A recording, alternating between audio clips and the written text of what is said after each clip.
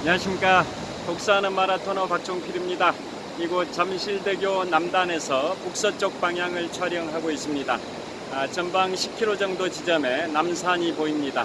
해발 262m 남산 위로 서울 남산타워도 우뚝 솟아 있습니다. 자, 이번에는 북쪽 방향입니다. 잠실대교 아래에 잠실 수중부가 설치되어 있습니다. 잠실 수중부 위로 쏟아져 흘러내리는 물소리가 정말 우렁차게 들립니다. 자, 오늘 현재 동쪽 방향에서는 오늘의 찬란한 태양이 힘차게 솟아오르고 있습니다. 현재 시각은 2023년 8월 22일 화요일 아침 6시 21분입니다. 내일이면 절기상 처서입니다. 더위가 물러난다라는 절기상 처서가 바로 내일 수요일인데요. 오늘부터 며칠간 계속 비가 내릴 것으로 일기예보가 나와 있습니다. 비가 내리는 동안에는 기온이 좀 떨어지고 그 이후에도 기온이 좀 떨어질 것 같긴 합니다만은 여전히 늦더위가 일정 기간 지속된다라는 예보도 있는 것 같습니다.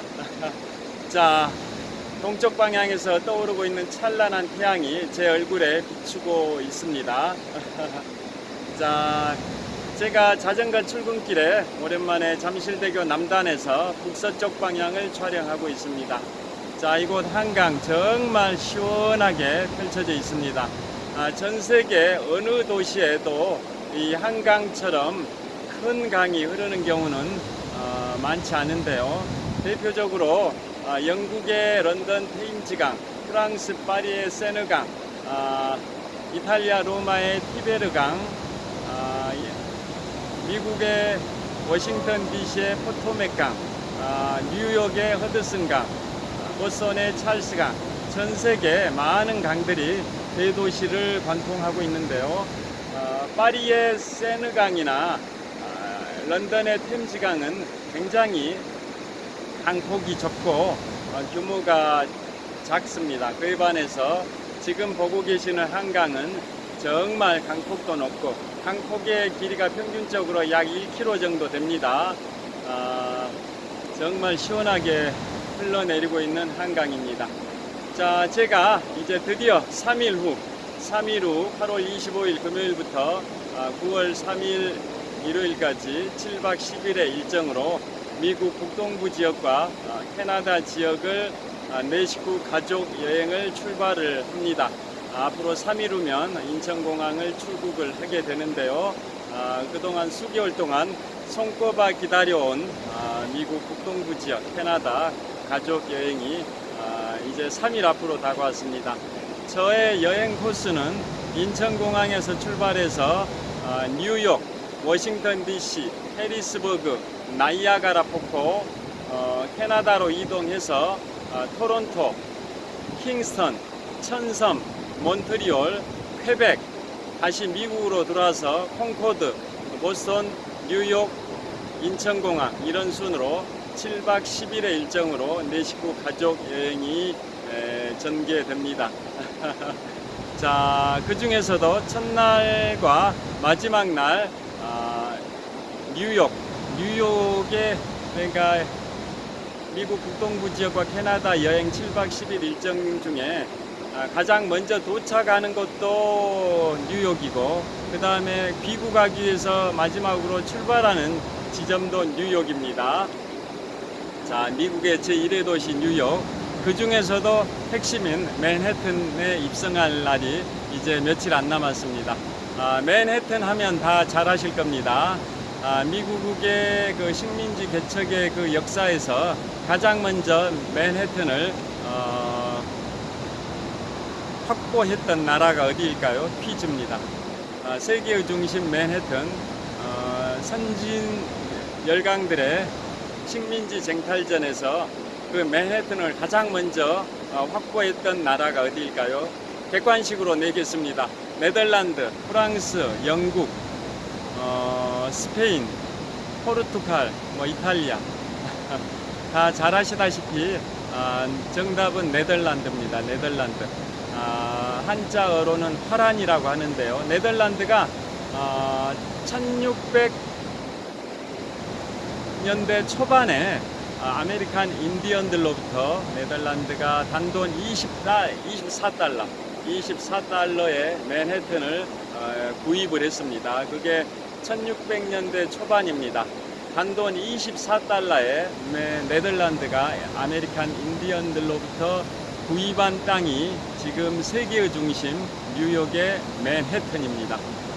그래서 처음에 그 네덜란드는 그 땅을 새로운 암스테르담이라고 해서 네덜란드 수도가 암스테르담인데요.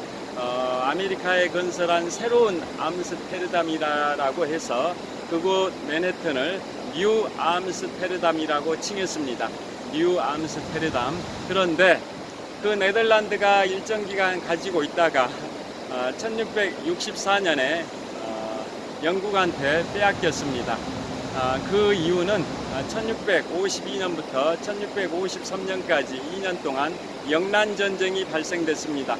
영국과 네덜란드의 전쟁을 영란전쟁이라고 합니다. 영국 영자에 네덜란드를 화란이라고 하는데요. 화란할 때 란자에서 영란전쟁. 영국과 네덜란드 간의 영란전쟁에서 그게 1652년부터 1653년까지 2년 동안 발생한 영란전쟁에서 영국이 승리를 했고, 그로부터 11년 후인 1664년에 영국이 네덜란드로부터 맨해튼을 빼앗았습니다. 강탈을 했습니다. 그래서 그 맨해튼을 빼앗은 영국은 그 지역을 명칭을 바꿨습니다. 뉴 암스테르담에서 뉴욕으로 명칭을 바뀌었습니다. 그래서 지금 세계의 중심이 바로 뉴욕인데요. 퀴즈를 내드리겠습니다. 네덜란드로부터 맨해튼을 빼앗은 영국이 왜 그 지역을 뉴욕이라고 칭했을까요? 뉴욕. 그 당시 영국 국왕의 후계자, 즉 황태자 이름이 요크 대공이었습니다. 영어로는 듀크 오브 역, 듀크 오브 역, 요크 대공. 귀족에는 5단계 계급이 있죠. 공, 후, 백자, 남, 공작, 후작, 백작, 자작, 남작. 이 귀족의 5단계 계급 체계가 있는데요. 그 중에 가장 탑 클래스인 공작을 영어로 듀크라고 합니다. 그래서 그 당시에 영국 국왕의 황태자였던 듀크 공작이죠. 그러니까 요크 공작입니다. 요크 공작. 그 요크 공작의 이름을 따서 그 요크 공작이 건설한 새로운 아메리카 땅이다 해서 뉴욕 요크 공작의 새로운 요크 공작의 땅이다 해서 뉴욕이라고 한 겁니다. 뉴는 새롭다라는 의미고요. 요크는 요크 공작의 이름을 딴 겁니다. 자, 그래서 1664년 맨해튼을 영국이 네덜란드로부터 빼앗아서 그곳의 명칭을 뉴 암스테르담에서 뉴욕으로 명칭을 변경을 했습니다. 그 뒤로 이제 수많은 세월이 흘러서 1775년부터 1783년까지 약 8년 동안의 미국의 독립전쟁이 발생이 됐고, 미국이 영국을 상대로 승리함으로써 미국이 독립을 쟁취했다라는 그 역사는 다 아실 거고요. 그 다음에 또 미국 지역에서 영국이 네덜란드를 영란전쟁을 통해서 축출을 했는데요. 그 뒤로 또 영국은 프랑스를 상대로 또 7년 전쟁을 하게 됩니다. 그건 1756년부터 1763년까지입니다. 1756년부터 1763년까지 7년 동안에 프렌치 인디언 전쟁이라고 합니다. 프렌치 인디언 전쟁, 즉 프랑스와 인디언들이 연합을 했습니다. 프랑스와 인디언의 연합군이 영국과 싸웠었습니다. 그러니까 반대로 해석하면 영국은 프랑스와 인디언의 연합군을 상대로 싸웠던 겁니다. 그 전쟁 이름을 프랑스, 프렌치 인디언 전쟁이라고 합니다. 프랑스 할 때 프렌치, 아메리칸 인디언 할 때 인디언에서 프랑스와 아메리칸 인디언들이 연합군을 형성했고 영국이 그들을 상대로 싸웠다 해서 그것을 프렌치 인디언 전쟁이라고 하는데요. 그 전쟁이 1756년부터 1763년까지 7년 동안 전개됐고 그 결과 그걸 이른바 7년 전쟁이라고 하는데요. 7년 전쟁의 결과 영국이 프랑스를 상대로 승리해서 드디어 미국 지역에서 아메리카 지역에서 영국이 프랑스를 축출을 하고 그래서 프랑스는 이제 미국 지역에서는 영유권을 빼앗겼고 캐나다 지역 중에서도 퀘벡 지역을 중심으로만 식민지 활동을 했었던 역사가 있습니다. 그런 식으로 영국이 제일 먼저는 영란전쟁을 통해서 네덜란드를 미국 지역에서 축출하고 그 다음에 7년 전쟁, 다른 말로 프렌치 인디언 전쟁을 통해서 영국이 이번에는 프랑스까지 미국 지역에서 축출을 해서 영국이 그야말로 명실공히 미국 지역을 확보를 했는데요. 그 뒤로 1775년부터 1783년까지 8년 동안의 미국 독립전쟁을 통해서 미국이 영국을 상대로 독립을 쟁취를 했다라는 그 역사를 다 알고 계실 겁니다. 그래서 미국의 그 뉴욕, 맨해튼은 그러한 역사를 갖고 있고요. 세계 경제의 중심이기도 합니다. 자, 미국의 정치 수도가 워싱턴 DC라고 한다면 경제 수도는 바로 뉴욕이고 미국에서 인구가 가장 많은 도시가 뉴욕이기도 합니다. 그래서 뉴욕에는 대표적인 예가 뉴욕 증권거래소, 미국은 민주주의의 시작이자 자본주의의 시작이라고 할 수 있는 세계 유일한 최강 국가인데요. 미국에는 경제 자본주의의 꽃이라고 할 수 있는 뉴욕 증권거래소, 뉴욕 증권거래소가 초대 대통령 조지 워싱턴이 취임하고 4년 차였던 1792년에 뉴욕 증권거래소가 개장을 했습니다. 다우지수라고 많이 들어보셨을 텐데요. 바로 그 다우지수가 적용되는 뉴욕 증권거래소가 개장된 게 초대 대통령 조지 워싱턴의 취임 4년 차였던 1792년에 뉴욕 증권거래소가 개장되는 등 자본주의의 역사의 시작이 바로 미국이자 또 세계 최초로 대통령제를 시행했던 나라가 미국이기도 합니다. 그리고 미국 뉴욕에는 맨해튼에는 많은 그러한 시설들이 있는데요. 미국 북동부 지역의 명문 8개 사립대라고 하는 이른바 아이비리그 중에 하나인 컬럼비아 대학도 맨해튼의 북서쪽에 위치를 하고 있습니다. 그리고 가장 맨해튼의 핵심 지역은 바로 센트럴파크입니다. 센트럴파크, 동에서 서로의 길이가 800m, 남에서 북으로의 길이가 4km입니다. 광활한 면적입니다. 동에서 서로 길이가 800m, 남에서 북으로 길이가 4km에 걸쳐서 뻗어 있는 공원이 맨해튼의 중심에 있는 센트럴파크입니다. 그래서 센트럴파크의 북서쪽 지역에 아이비리그 중에 하나인 컬럼비아 대학이 위치를 하고 있고요. 그리고 맨해튼의 북쪽 끝은 흑인 거주 지역인 할렘 지역이 있습니다. 그리고 센트럴파크 바로 남쪽에는 유명한 시설들이 많이 있습니다. 뭐 록펠러 센터나 그 다음에 엠파이어 스테이트 빌딩이나 그 다음에 다양한 시설들이 있는데요. 그 다음에 센트럴파크 한 중심에는 세계 3대 박물관 중에 하나인 메트로폴리탄 박물관도 있습니다. 세계 3대 박물관 하면 영국 런던의 대형 박물관과 프랑스 파리의 루브르 박물관, 미국 뉴욕 맨해튼의 메트로폴리탄 박물관인데요. 그 메트로폴리탄 박물관도 바로 센트럴파크의 한 중심에 있습니다. 그리고 또 맨해튼의 남쪽 지역에는 제26대 미국 대통령 시어도어 루즈벨트 대통령의 생가가 있기도 합니다. 자, 시어도어 루즈벨트 대통령은 1904년부터 1905년까지 진행된 러일 전쟁의 강화 조약이라고 할 수 있는 포츠머드 조약을 중재했다라는 공로를 인정받아서 미국 최초의 노벨 평화상을 받았습니다. 미국인으로서는 최초의 노벨 평화상을 받은 분이 바로 제26대 미국 대통령 시어도 루즈벨트 대통령인데요.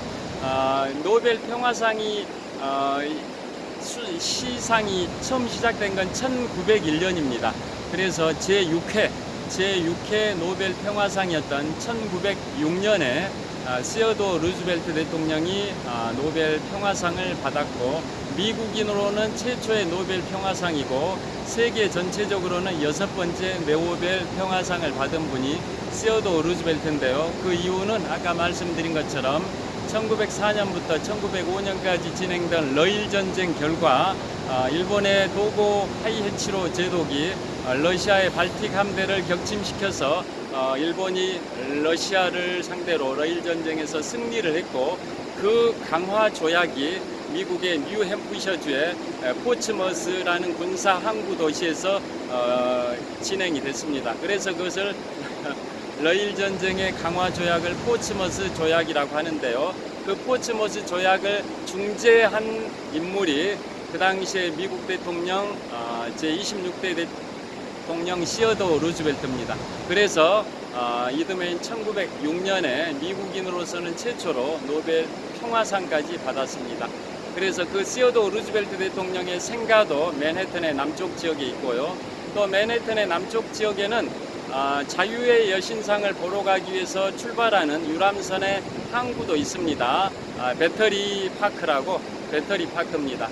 2001년 9월 11일 날 9.11 테러가 발생돼서 세계 무역센터 빌딩이 붕괴되고, 그 자리에 원 월드 트레이드 센터라는 건물이 재건축이 됐는데요. 그 9.11 테러 때 붕괴됐던 세계의 무역센터 건물을 처음으로 지을 때 그 터파기 공사해가지고 발생한 그 흙을 가지고 맨해튼의 남서쪽의 그 바다, 허드슨 강변을 매립을 했습니다. 그 매립지 위에 건설한 공원이 배터리 파크인데요. 그곳에서 자유의 여신상으로 가는 그 유람선이 출발을 합니다. 그곳에서 배터리 파크에서 자유의 여신상이 있는 리버트 섬까지 유람선으로 한 15분 정도 소요됩니다. 마지막으로 퀴즈를 하나 내드리겠습니다. 또 세계의 상징이기도 한 자유의 여신상. 자유의 여신상은 높이가 동상 높이만 해서 한 46m, 그 다음에 동상을 받치고 있는 기단이 47.5m, 그래서 다 합하면 93.5m입니다. 자유의 여신상 그 동상 높이는 46m, 동상을 받치고 있는 기단 높이는 47.5m, 모두 합하면 총 93.5m 높이인데요. 자유의 여신상은 1886년에 미국 독립 110년째입니다. 미국이 1776년 7월 4일에 독립선언을 했는데요. 그로부터 110주년이었던 1886년에 프랑스가 미국에게 미국 독립 100주년을 기념해서 그 자유의 여신상을 선물을 했습니다. 미국 독립 100주년을 기념해서 선물을 했는데, 실제는 그게 전달식이 늦어져 가지고 110주년이었던 1886년에 자유의 여신상이 뉴욕의 입구 허드슨강 하구에 세워졌는데, 그 자유의 여신상이 세워진 그 섬이 리버티 섬이라고 합니다. 여기서 퀴즈를 내드리겠습니다. 자유의 여신상은 그 동상의 색깔이 약간은 하늘색 가깝습니다. 지금 보고 계시는 하늘색에 좀 가깝습니다. 이 옷 색깔하고 하늘색의 한 중간 정도 되겠습니다. 왜 그 색깔이 그 색인지 아실까요? 그 이유는 동상이니까 황동색이어야 맞는데 1886년에 세워지고 벌써 얼마의 세월이 흘렀습니까? 136년이 흘렀습니다. 137년. 1886년에 그곳에 세워지고 그로부터 137년이 흘렀습니다. 137년. 그래서 137년의 역사 동안 대서양의 바닷바람, 대서양의 그 바닷바람, 허드슨강 하류, 대서양의 바닷바람을 136년 동안 동상이 맞다 보니까 산화가 됐습니다. 산화가 돼서 황동색이 약간 하늘색, 초록색에 가깝겠습니다. 연한 초록색으로 바뀌어 있습니다. 자, 그래서 22년 전 2001년 9.11 테러 당시에 맨해튼의 남쪽에 있는 세계무역센터 빌딩이 붕괴됐는데요. 그 당시에 자유의 여신상도 테러 표적이 될 수 있다 해가지고 8년 동안 아들 부시 대통령 당시 8년 동안 자유의 여신상이 출입이 통제됐었습니다. 왜 그랬냐면 그곳 안에 계단을 통해서 동상 안에 계단을 통해서 한 300여 개의 계단을 통해서 왕관, 자유의 여신의 왕관이 있는 그 왕관 그 최상층부까지 계단을 통해서 올라가게 되어 있었는데요. 비상 탈출로가 없었습니다. 그래서 테러 조직의 그 테러 표적이 되면 그대로 참사가 발생될 수 있어서 비상 탈출로를 확보하기 위한 공사를 8년 동안 진행해서 그 기간 동안 제43대 미국 대통령 조지 워커 부시 대통령 당시에는 자유의 여신상 관광이 8년 동안 통제되기도 했었습니다. 자, 그 자유의 여신이 어떤 모양을 하고 있을까요? 오른손에는 자유의 횃불을 들고 있습니다. 자유의 여신상의 그 모습이 오른손에는 그 여신이 오른손에는 횃불, 자유의 횃불을 들고 있고, 자, 왼손에는 미국 독립선언서를 이렇게 받치고 있습니다. 왼손에는 미국 독립선언서를. 그리고 퀴즈, 자유의 여신의 그 왕관이 있습니다. 왕관에 굉장히 날카로운 그 쇠못 같은 게 7개가 크게 자유의 여신의 그 왕관을 장식을 하고 있습니다. 큰 쇠못 같은 게 7개가 그 자유의 여신의 왕관을 이렇게 장식을 하고 있습니다. 그 7개가 뭘 상징할까요? 7대주를 상징한다고 합니다. 5대양 6대주라고 하는데요. 5대양 6대주, 그걸 좀 더 확대해가지고 7대양 7대주로 자유의 그러한 이념이 확산되라. 자유의 여신상이다 보니까 자유의 이념이 7대양 7대주에 확산되라 라는 의미에서 자유의 여신이 착용하고 있는 왕관에 아주 큰 쇠못 7개가 장식을 하고 있습니다. 자유의 이념이 전 세계 확산되라. 그게 바로 자유의 여신상입니다. 스테이트 오브 리버티, 자유의 여신상입니다. 자, 그 뉴욕 맨해튼 그곳을 방문할 날이 며칠 안 남았습니다. 자, 오늘은 잠실대교 남단에서 서쪽 방향을 무대로 서쪽 방향을 배경으로 촬영했습니다. 자, 자전거 출근길인데요. 계속 자전거 힘차게 출발하도록 하겠습니다. 지금까지 잠실대교 남단에서 독서하는 마라토너 박종필이었습니다. 오늘도 행복한 하루, 즐거운 하루, 보람차고 건강하고 뜻깊은 하루 되시길 빌겠습니다. 시청해 주셔서 감사합니다. 화이팅!